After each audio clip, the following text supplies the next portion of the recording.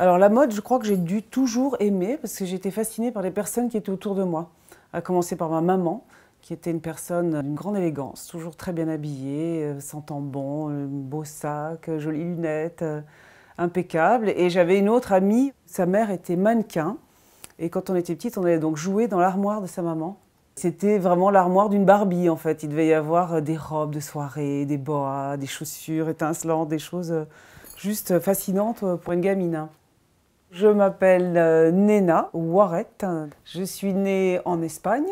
Je suis partie vivre en Suisse avec ma maman. J'ai fait une école de styliste à Paris et je ne suis jamais repartie.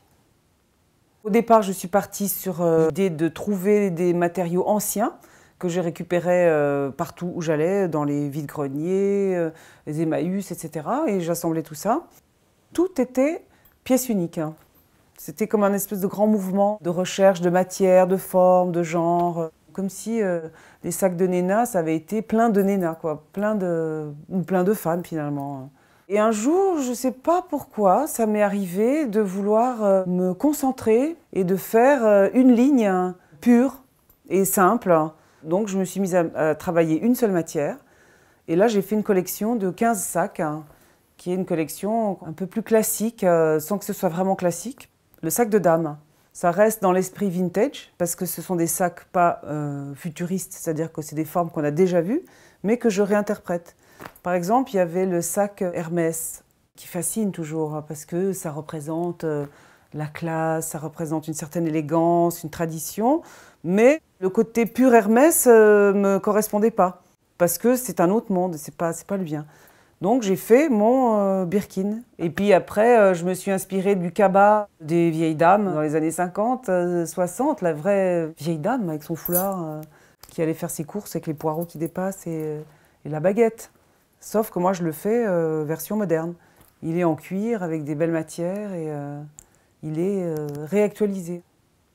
J'aimerais que ça devienne quelque chose de sérieux finalement, qu'on puisse compter sur Heidi comme on compte sur des bonnes choses qu'on aime retrouver et qui sont là.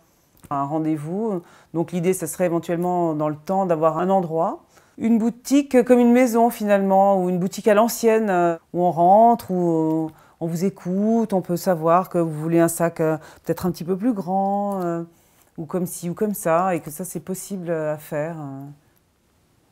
J'ai choisi Heidi parce que la Suisse est devenue pour moi une source d'inspiration. Je crois que finalement je suis plus attachée à la montagne et à la neige et aussi mais aux bouquetins et aux edelweiss que au sable et aux palmiers. J'ai été élevée par ma grand-mère. Petite, j'allais chercher des trèfles dans les prés. Donc du coup, je suis devenue Heidi. Et mon logo, c'est le trèfle. Voilà.